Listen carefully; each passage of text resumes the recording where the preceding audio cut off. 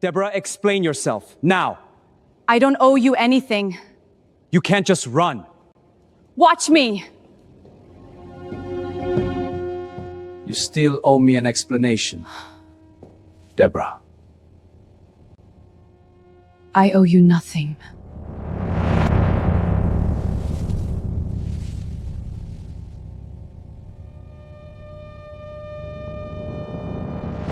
The Korean Mafia boss got his secretary pregnant before our wedding. I married his rival and walked out with his entire empire behind me. I want you to picture something: a hospital lobby. White marble floors, so polished you can see the ceiling in them. 200 people in wedding attire, standing absolutely still, like someone pressed pause on the whole world. Me, in a bridal gown, holding a bouquet I never asked for. Tears I refused to let fall burning at the back of my eyes. And him, Kang Seo-jin, the most feared man in 3 countries, the man I almost married twice in my heart, and once on paper, standing across from me with his tattooed hand stretched out like I owed him something.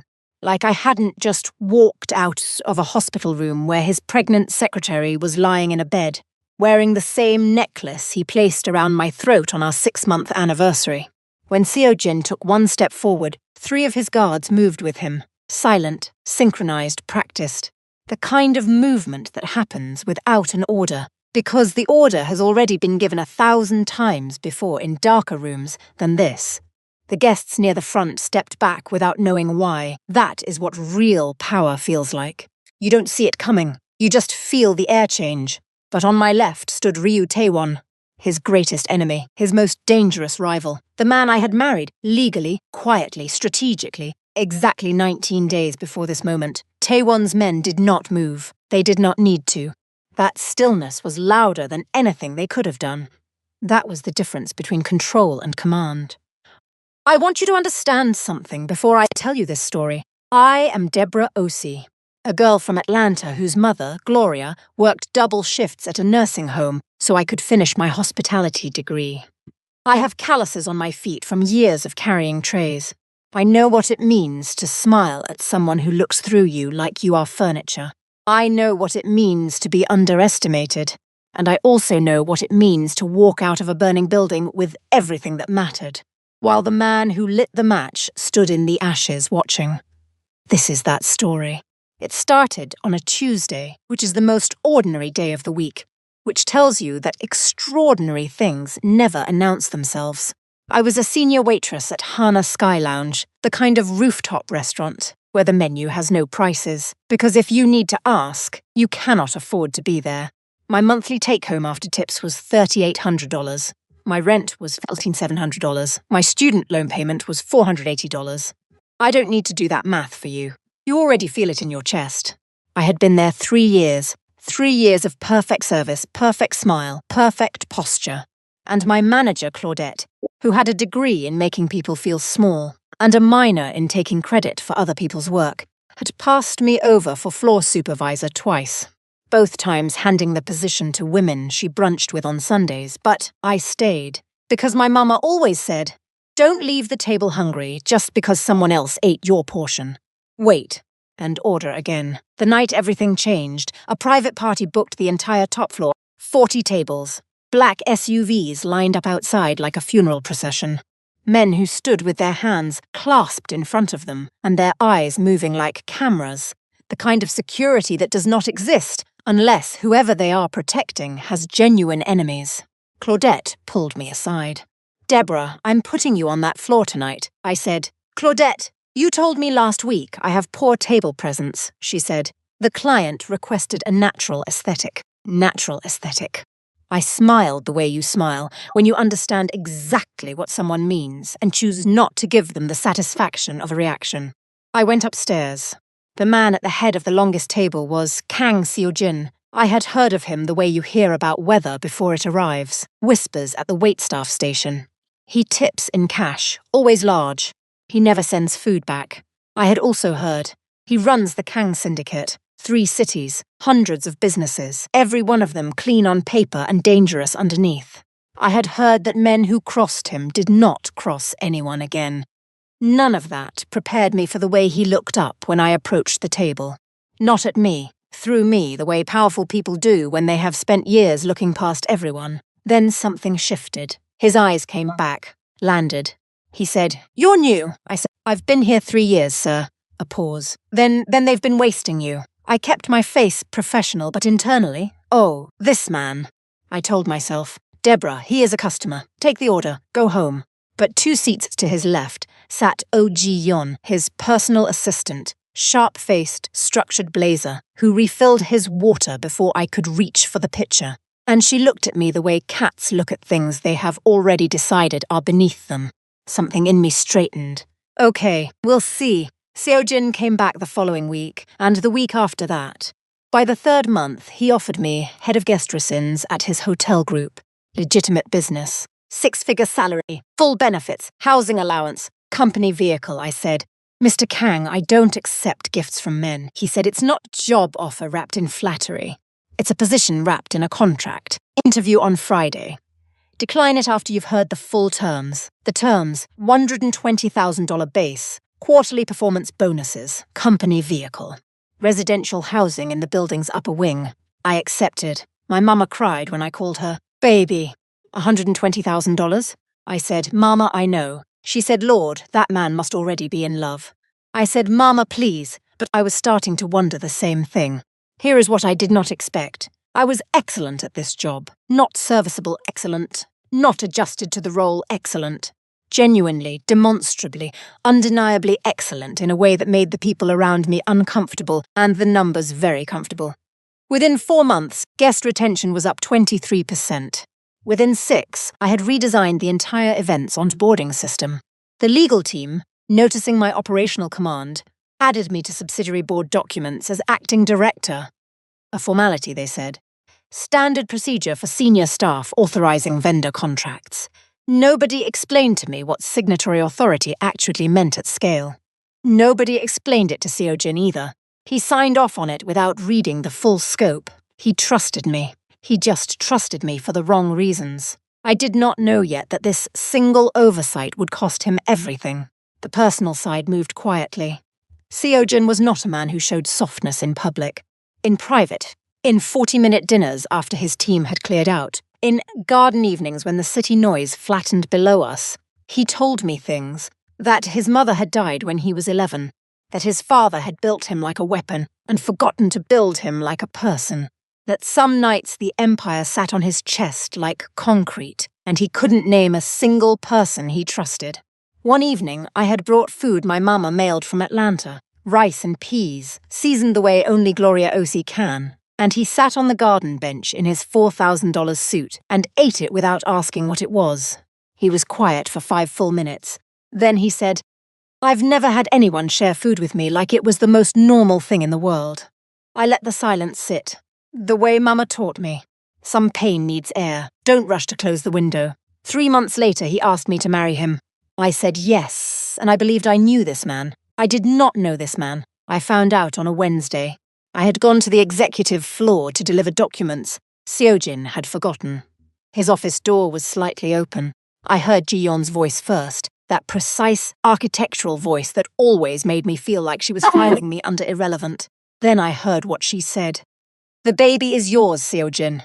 12 weeks. I have the scan." The world did not spin. The world went very, very still, like every molecule of air decided to stop moving at exactly the same moment. I stood outside that door for 14 seconds. I counted.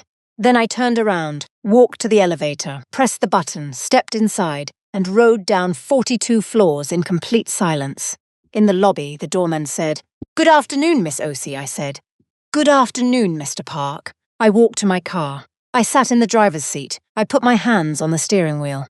And I said out loud to nobody, "Okay, Deborah, now what? If you have ever found out that someone was building a second life behind your back, while you were building a future with them, subscribe right now."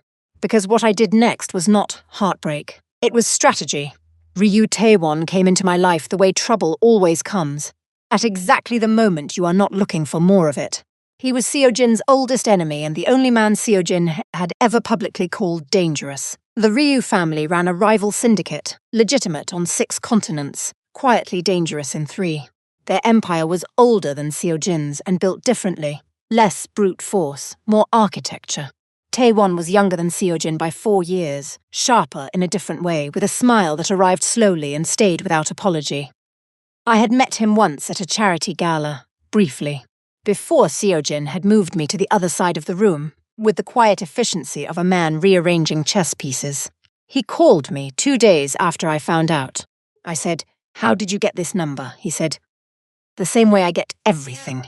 Carrie said, "I'm engaged to your enemy." He said, "I know I have information you need, not to recruit you, not to use you, because you deserve to know what you are walking into." I said, "Mr. Ryu, I already know." "A beat then, all of it." The pause before I answered told him everything.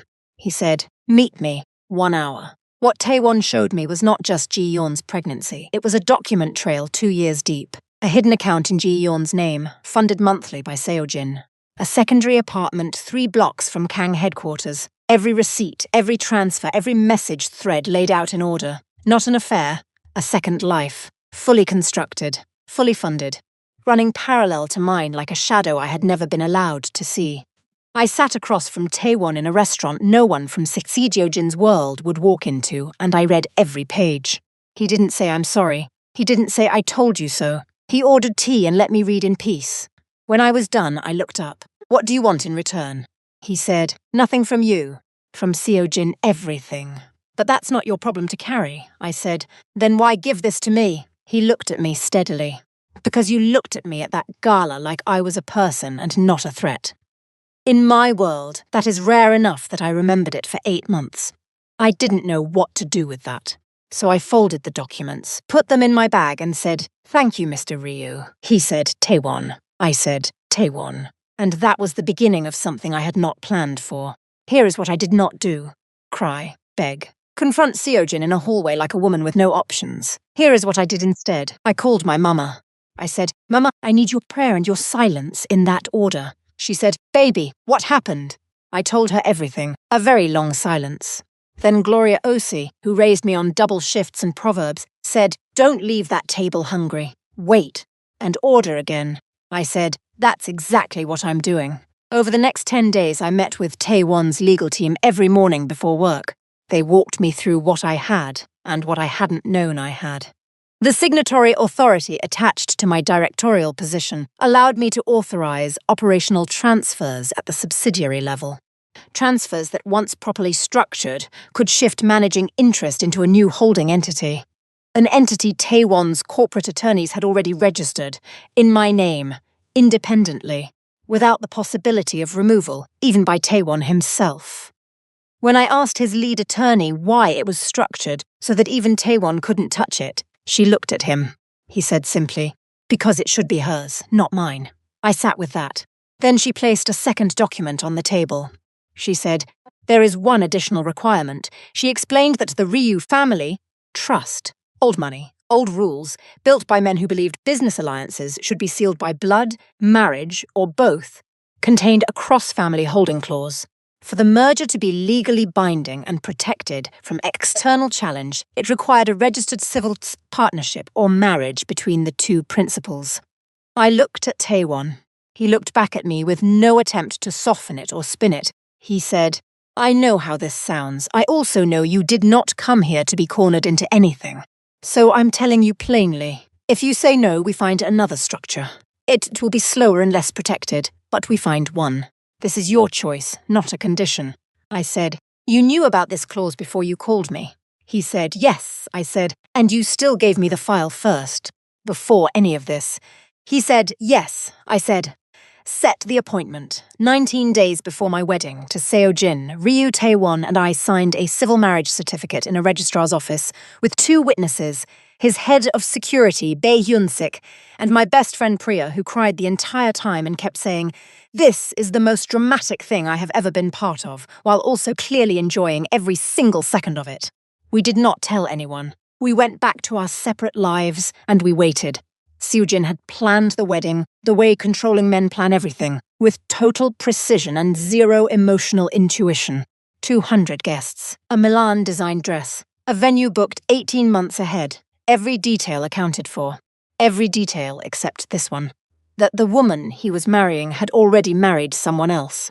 And this one, That Oh Ji-yeon, 22 weeks pregnant, would go into early-stage labor complications the morning of our wedding and check herself into Seoul Central Medical, the hospital directly attached to our venue, at 6 a.m. I found out because Ji-yeon's assistant, a frightened young woman named Min Seo, who had been carrying guilt like a stone in her pocket for months, slid a note under my bridal suite door at 7:15 a.m. Miss Osi, room 412. I'm sorry, I read the note. I sat with it for 2 minutes. Then I put my wedding robe over my gown, picked up my bouquet because I had already paid for it, and it was beautiful, and I walked 4 floors down to room 412. Ji-yeon was lying in the hospital bed. She looked like a woman who had been keeping a secret so long that the relief of it finally breaking was indistinguishable from the devastation. She looked at me. I looked at her. I said, "Is the baby healthy?" She blinked. That was not the question she had prepared for.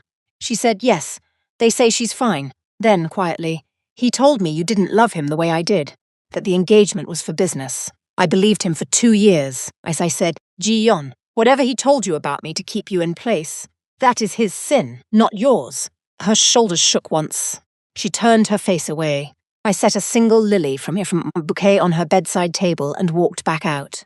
The lobby was a painting I had not commissioned but had somehow always known was coming. Seo-jin was there, in his tuxedo, 3 moving the moment he moved. His tattooed hand rose toward me as I came through the hospital ward doors. Behind him, 200 guests who had followed the sound of crisis, the way crowds always do.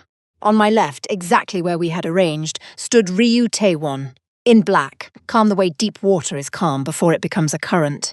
His legal team waited at the main entrance, briefcases open. The same executives who once stood when Seo-jin entered a room now watched from the lobby edges, waiting to see which direction the power had moved. They were about to find out. Seo-jin said, "Deborah, let me explain." I said, "Seo-jin, 3 questions, then I'm leaving." The room went completely quiet. The hotel group's subsidiary board resolution from March. "Did you read the full scope of the signatory authority you approved for me?" His face moved through 3 expressions very fast. That authority allowed me to transfer managing interest to a holding company pending merger review. I did that. The holding company is registered in my name, irrevocably. Silence. The merger was completed at 9 a.m. this morning. More silence, and the civil partnership required to finalize that merger. I completed that 19 days ago. Someone in the crowd exhaled loudly. Someone else said something I didn't catch. I didn't look away from Seo-jin. I said, "Which means, Seo-jin, that Ryu Taewon is not your rival standing beside the woman you were about to marry. He is my husband standing beside the woman who now controls the business you built." Seo-jin's jaw worked. His guards held position. His hands, for the first time since I had known him, were perfectly still. He said, "You planned this," I said. "You built a second life next to mine for 2 years. I built an exit in 3 weeks. We are not the same kind of planner." He took 1 step forward. The 3 guards moved with him. The air in the room shifted the way it shifts before something irreversible happens. Taewon did not move, did not step between us, did not reach for me. He simply stood, still and present, and that stillness held the room more completely than any guard could. I reached up, unclasped the platinum necklace, the one that matched Ji-yeon's, and set it on the marble reception desk beside me. I said, "I hope she recovers well, and I hope your daughter knows her father. That matters more than any of this." I turned to Taewon. He held out his hand. I said, "I'm not walking out of here on anyone's arm." He pulled his hand back immediately, nodded once. "Of course," I said. "You can walk beside me." And he did. The legal proceedings finished in 4 months. The transfer stood. Every challenge Seo-jin's attorneys filed was met with documentation that was precise, legitimate, and airtight. Because I had not stolen anything, I had used exactly what he gave me. The business exodus began the following week. Quietly at first. Partners who suddenly had scheduling conflicts. Investors who needed time to review their positions. Then less quietly. When the story crossed 3 financial publications, Mafia heir loses hotel empire to former fiancé through legal signatory transfer. The reputational damage was precise and total. In the world Seo-jin moved in, losing to someone you underestimated was not just a business failure. It was a statement about your judgment. and everything he had built rested on the myth of his unimpeachable judgment. That myth was gone. Bai Hyunsik told me, not because Taewon asked him to, but because he seemed personally satisfied by the information that Seojin had called my number 41 times in the first 2 weeks. Every call showed as unknown on my phone. I declined them all without knowing it was him. When I found out, I did not feel triumphant. I felt the quiet that comes after something heavy is finally set down.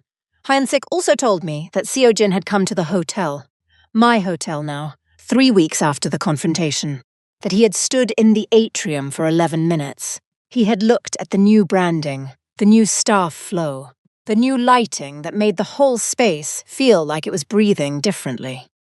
The same executives who once stood when he entered were now moving through the lobby with purpose that answered to a different name.